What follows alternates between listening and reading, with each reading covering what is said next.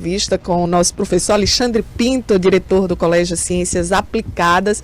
Estamos nesse momento aqui, saíram as notas do Enem, de muita análise, de ver como é que os alunos vão seguir nessa porta para ingressar no ensino superior, e a ansiedade está grande, viu? A gente imagina que aí do outro lado, pais, alunos, professores também que ficam acompanhando toda essa expectativa, né, professor? Boa noite, seja bem-vinda. Boa noite, prazer estar aqui com vocês novamente. Boa noite, ouvintes da Jovem Pan.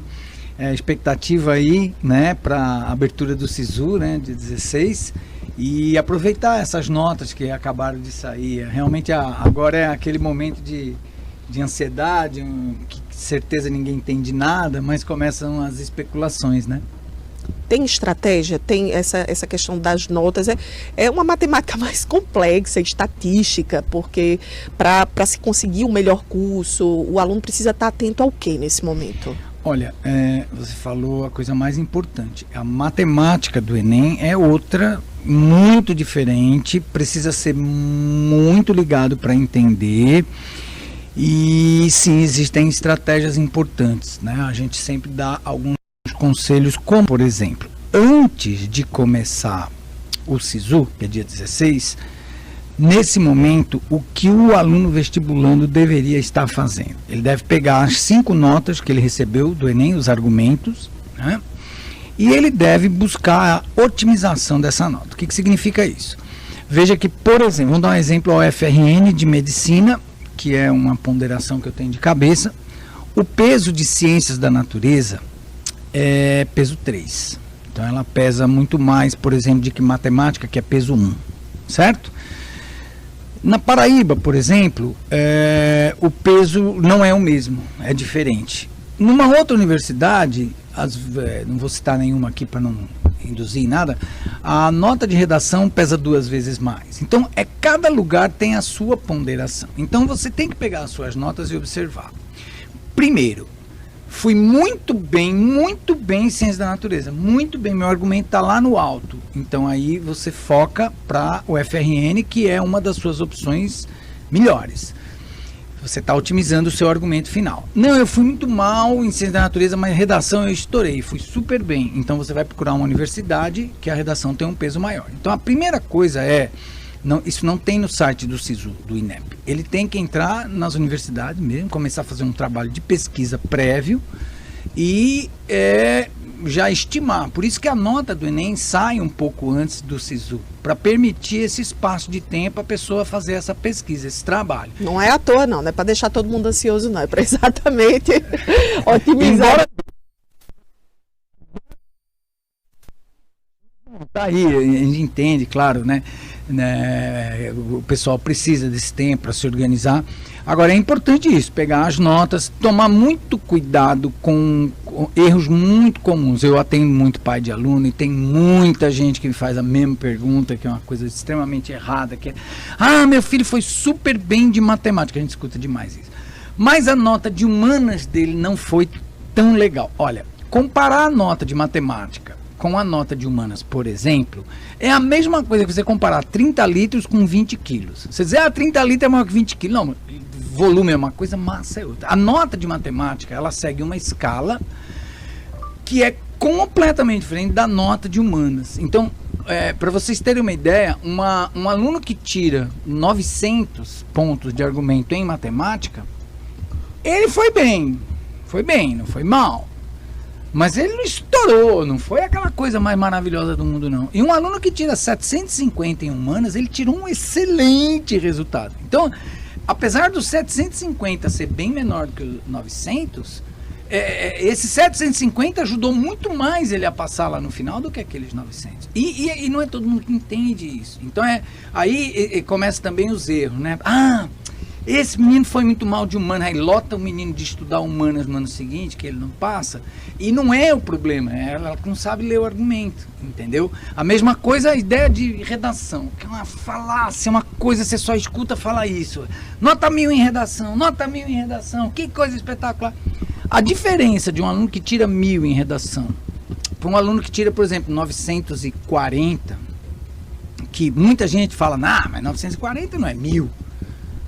Vocês não têm ideia, mas a diferença disso no resultado final, por exemplo, se ele estiver prestando para medicina na UFRN, é 9 pontos, 11 no máximo de argumento, de diferença entre 9 e 11. Se ele tem a mesma diferença, por exemplo, na prova de ciências da natureza, um aluno que fecha a prova de ciências da natureza, você não vê um jornal publicando, fulano fechou a prova de ciências da natureza, é nota 1000 de redação, que é importante. O menino fecha a prova de ciências da natureza, a comparação dele com um aluno que errou 5 questões, que não é muita coisa, é uma nota excelente tirar 40, no resultado final pode dar até 80 pontos de diferença do seu concorrente, entendeu? Então, assim, é preciso entender essas estratégias, ter uma noção clara, para poder você usar esses números a seu favor. Então, professor, a turma que está fazendo o Enem agora, que está sendo o resultado, a maior parte, os pais dessa galera são de outro tempo, né, do vestibular, outra dinâmica. Qual é a dica que você dá para o pai, para que ele possa entender a importância desse momento e o que é que tem que ser feito para que ele, ao invés de atrapalhar com suas concepções antigas, ajude o seu filho a escolher o melhor caminho? É uma excelente pergunta. Primeira coisa, agora que a nota do Enem já saiu, a gente vai poder fazer pouca coisa, então eu vou dar os conselhos de agora em diante. E depois, no final, a gente fala para o ano que vem, quem não conseguir, para poder chegar antes das notas e ter uma otimização. Mas agora que as notas já saíram, você vai, primeira coisa, pegar lá o extrato do rapaz ou da moça, são 5 argumentos, você vai anotar esses 5 argumentos bonitinho e vai começar a entrar nas universidades que você imagina que poderia dar certo. Então, por exemplo, bom, o meu objetivo número 1 seria o FRN de Direito. Ok, então você entra no site da UFRN e lá tem, na parte do vestibular, as ponderações. O que pesa mais, o que pesa menos. E aí é uma conta bastante simples, o próprio site te explica, não é uma coisa difícil, tá? Se você tiver dificuldade, procura a ajuda de um professor de matemática, é uma média ponderada, né? Você vai multiplicando pelos pesos, depois divide pelo total. E você vê aonde que eu tenho um resultado melhor. Aí, não, acho que da UFRN talvez não seja muito legal. Vamos tentar a UFPB. Aí entra no site da UFPB. Então, assim, aonde eu deixaria, por exemplo, o meu filho estudar? Bom, acho que para ele ir para o Acre eu não queria. Um exemplo, só pela distância. Mas, poxa, até o Piauí eu ainda toparia. Então vamos ver. Aí começa a fuçar a universidade vê a regra local, inclusive regra de segunda opção, de documento, para já ir deixando tudo pronto. E aí você já tem mais ou menos uma ideia de quais centros você tenta. Quando o SISU abrir, você vai e tenta. Isso daí, uma vez que as notas já estão prontas, você não tem como mexer mais, é a estratégia que podemos fazer agora, tá certo? Tomar cuidado. Outro erro muito comum é o pai comparar o resultado do filho dele com o ponto de corte do ano passado. Ponto de corte é uma coisa que flutua demais. Então, num ano, o ponto de corte pode ser, para medicina, 790, no outro ano pode ir para 810, depende do nível das questões e do nível de acerto dos alunos. Então, não é uma boa estratégia, tá? E isso posto, quando ele escolher as melhores universidades, já fica com elas anotadas. Quantas universidades? Quantas? Porque eu imagino o pai fica... Né, quantas eu preciso fazer essa pesquisa aqui? Eu vou colocar as prioridades em sequência para colocar lá a nota do meu filho. Falar com um jornalista bom é outra coisa. Exatamente. Outra pergunta excelente. O ideal é você pegar extremidades. Então a primeira coisa que você vai fazer é buscar o teu ideal. Eu gostaria disso. Meu sonho maior é essa aqui. Pronto. Aí você vai, coloca lá, vê a nota e vê mais ou menos uma ideia, uma expectativa se vai dar certo ou não. Aí você pega um extremo, um pouquinho mais distante, aquela assim que eu acho que aqui dá certo passar. Ou seja, uma universidade um pouco mais distante, com a concorrência mais baixa. Aí você vai ter uma noção do argumento que você vai conseguir aqui, o argumento que você vai conseguir aqui. Aí vale a pena mais 2. Se você tiver 4, então, uma extremidade aqui, outra aqui, 2 aqui pelo meio, quando o SISU abrir, você se localiza bem entre essas aí, vai acabar acertando uma possibilidade bem interessante. A gente conversava aqui nos bastidores sobre uma ansiedade que tem nessa geração, que assim, nunca fez um bolo, passa na padaria e compra pronto. E aí, no tempo que eu fazia vestibular, você fazia uma sequência, você não se preparava um ano. Você, naquele ano, e você ia melhorando melhorando, alcançando para um curso como medicina, direito, alguns estudantes chegavam a 3, 4 vestibulares para poder se enquadrar. Essa ansiedade daquele resultado imediatamente ali, aquele jovem com 17, 18 anos, pode atrapalhar um sonho futuro, dizer assim, não, agora vou para um outro curso porque eu não consegui nesse primeiro ano, vou tentar e jogar a nota. Isso tem acontecido na prática, professor? Demais. Essa geração, a gente poderia passar aqui um dia inteiro conversando sobre as diferenças, né? Eu acho que de ano a ano a gente vai vendo uma mudança, mas eu acho que essa geração foi aquela que teve a mudança mais brusca, né? Esses meninos, eles têm 3 coisas que chamam bastante atenção. A primeira é essa fragilidade emocional que todo mundo sabe, né? São os cristais. Eles, como eu digo sempre nas nossas reuniões, eles não são feitos do mesmo material que a gente. Eles são feitos de outro material. Eles não aguentam a palavra não, eles não podem lidar com frustração, mas não é o tema, né? Então, voltando para o tema. Segunda característica básica deles, essa ansiedade, a pressa, de tudo fazer rápido, é a geração do micro-ondas. Ele não tem aquele negócio de fazer um almoço, é apertar um botão e a comida sai rápido.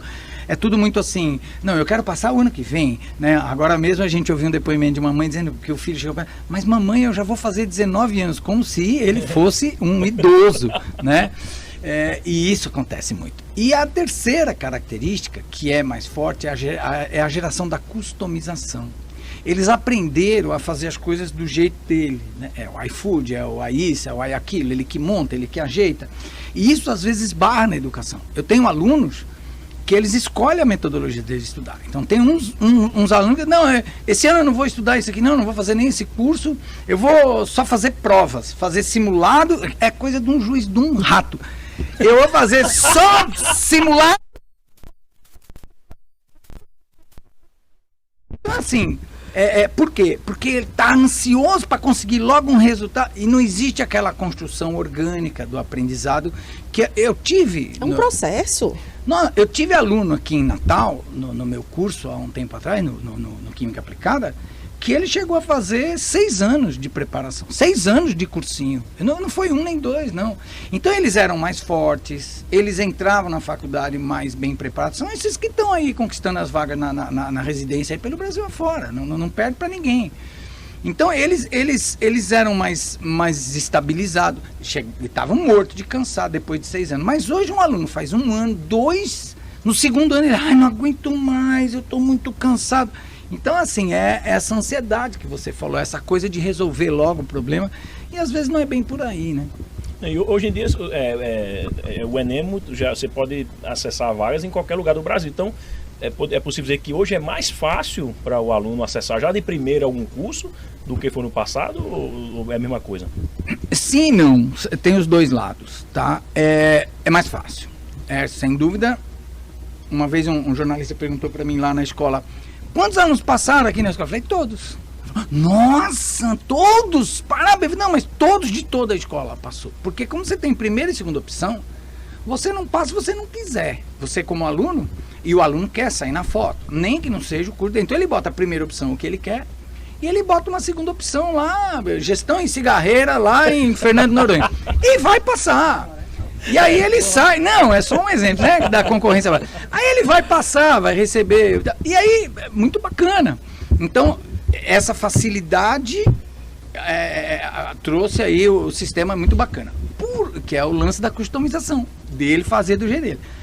Por outro lado, essa abertura, que um menino lá em Ribeirão Preto, que estudou o ano inteiro lá, aperta um botão lá e coloca a vaga dele aqui no FRN, ele começou a dificultar um pouquinho mais os cursos mais concorridos, entende? Então, o aluno passar em casa, né? Por exemplo, situação local, até algum tempo atrás, hoje não, que já existem as proteções, né? Mas até algum tempo atrás, por exemplo, lá em Alagoas, quase que 90% dos alunos da universidade em medicina lá eram de fora, entendeu? Em Manaus todos, não tinha um manauara estudando na UFAM medicina, eram todos alunos de fora. Hoje eles têm aquele argumento de inclusão, de proteção e tal, então melhorou um pouquinho isso, né? Não que eu seja a favor nem contra, não estou entrando no mérito, mas assim, aquela coisa que facilitou algumas coisas, dificultou outras. Professor Alexandre Pinto, do Colégio de Ciências Aplicadas, muito obrigada pelas dicas, ajudou certamente nossa audiência nesse momento decisivo, com situações práticas que podem ser adotadas aí nas famílias para ter um melhor resultado, obter realmente o ingresso no ensino superior da melhor forma. Muito obrigada. Prazer imenso estar aqui com vocês. Boa noite, sucesso Show de bola, para os isso aí. alunos. Estamos aqui na torcida. É isso aí.